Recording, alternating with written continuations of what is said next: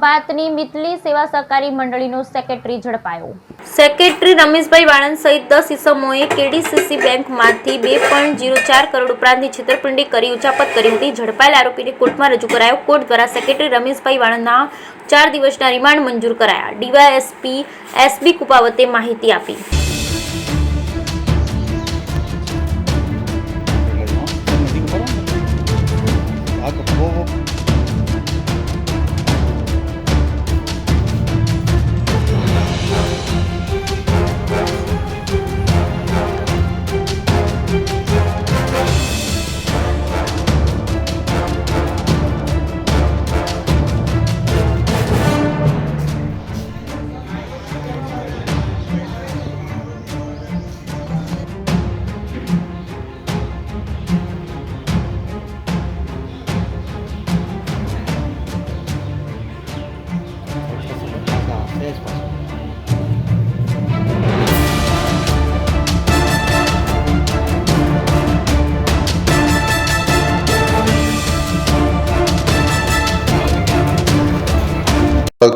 KDCC bank મિતલી branch છે, એમાં જે મંત્રી અને ચેરમેન છે એ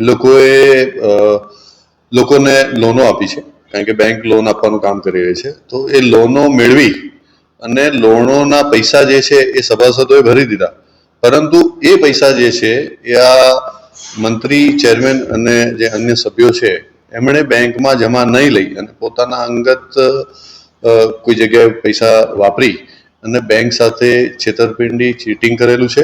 એમાં ઘણી બધી જગ્યાએ ખોટા ડોક્યુમેન્ટ્સ ઊભા કર્યા છે, ખોટી સહીઓ કરી છે।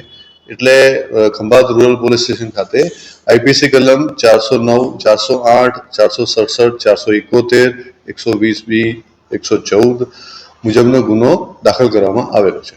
મંત્રી, ચેરમેન અને એમને મળી અને કુલ 11 આરોપીઓ વિરુદ્ધ ગુનો દાખલ કરવામાં આવેલો છે, પરંતુ તપાસ દરમિયાન જે પણ અન્ય આરોપીઓ આમાં સંડોવાયેલા હશે એમની પણ ધરપકડ કરવામાં આવશે અને આમાં કુલ્લે 2 કરોડ 4 લાખની કિંમતની મત્તાની ફરિયાદ દાખલ કરવામાં આવેલી છે।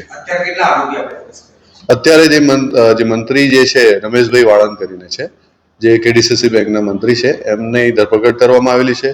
એમના કોર્ટમાં રજૂ કરી અને તારીખ 16 સુધીના એમના રિમાન્ડ મેળવવામાં આવેલા છે।